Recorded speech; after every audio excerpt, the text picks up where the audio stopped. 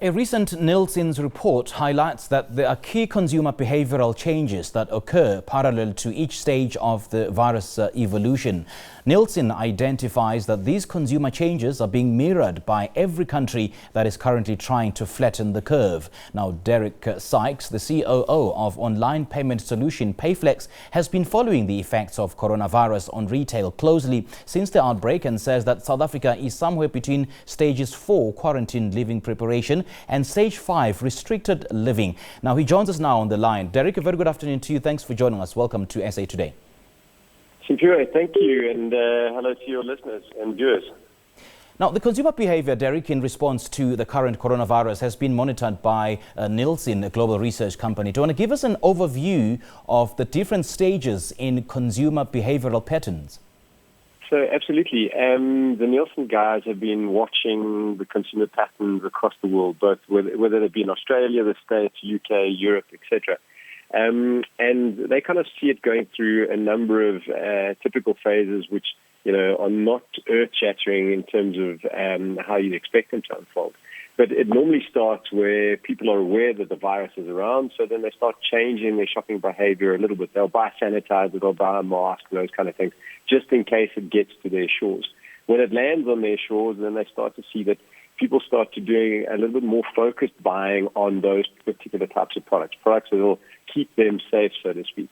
And then when that country or that particular locale starts to implement drastic measures like lockdowns or social distancing, those kind of things, there's this immediate panic buying that takes place. So the panic buying that we've seen in South Africa over the last sort of week and a bit is not uncommon. It's very much what the rest of the world has been through.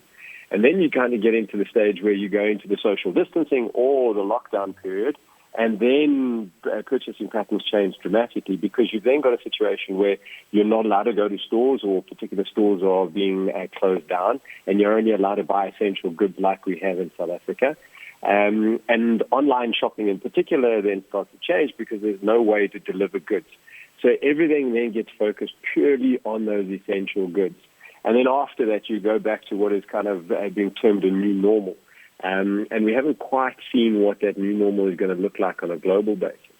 But one of the things that we're seeing, or what we've started to see from a Payflex perspective, is that in South Africa, we've got a slightly different scenario playing out as we've moved into this lockdown period. Globally, people have a lot more access to online retail or being able to shop in advance.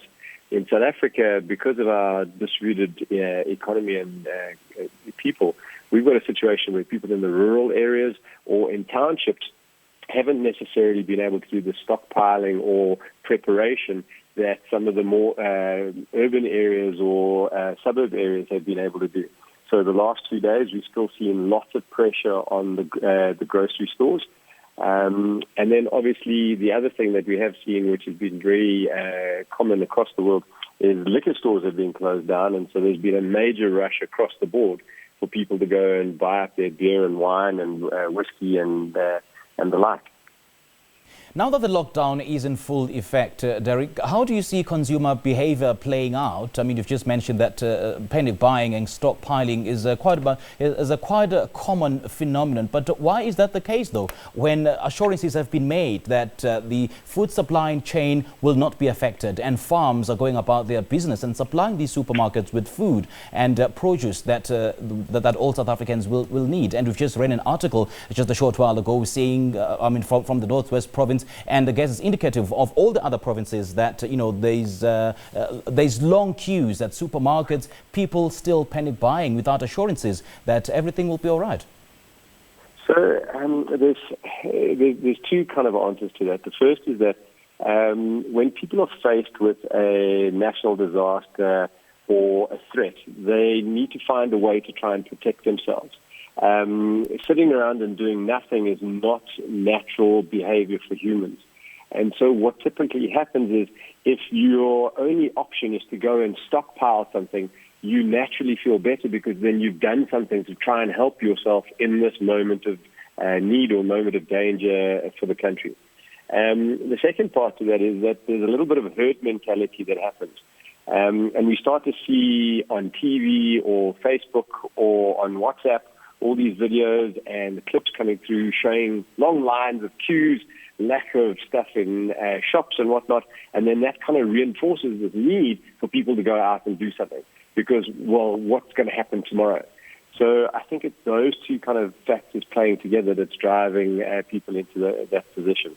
Yeah, sure. No doubt about that, Derek. And what sort of online solutions will companies be offering to consumers then to ease their burdens both financially and psychologically during this difficult time? So what we expect to see happening is two things. Firstly, because of the restrictions that are placed through the lockdown process, is that people are not able to do anything other than essential shopping online. So if you're doing your grocery shopping, that can still be delivered to your house, and we're seeing that being very, very popular still at this time.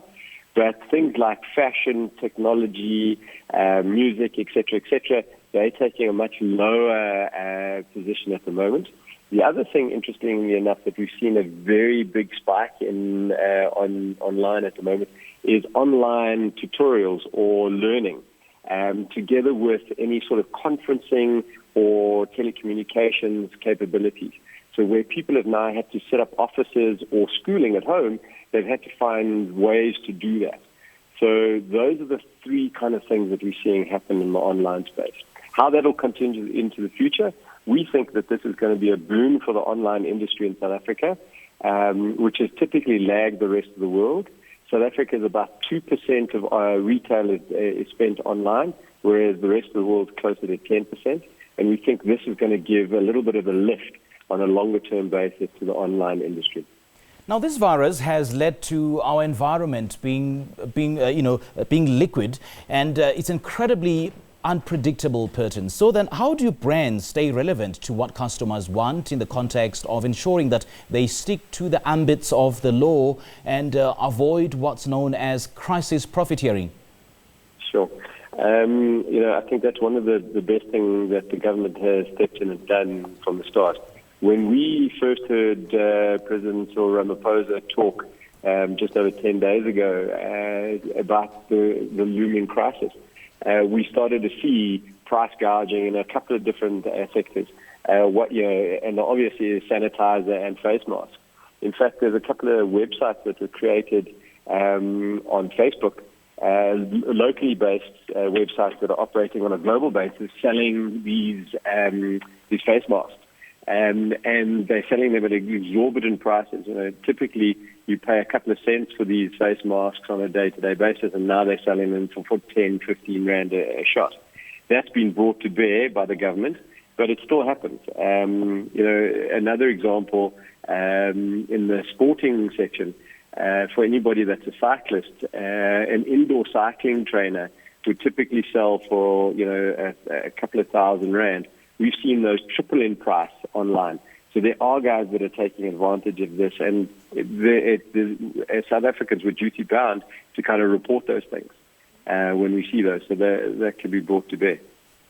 All right, Derek, thank you so much for your time and for sharing your thoughts with us. Much appreciated. Thank you, Simpira, and all the best to everybody. All right, that was Derek Cikes. He's the CEO of online payment solution Payflex. He's been following the effects of coronavirus on retail much closely.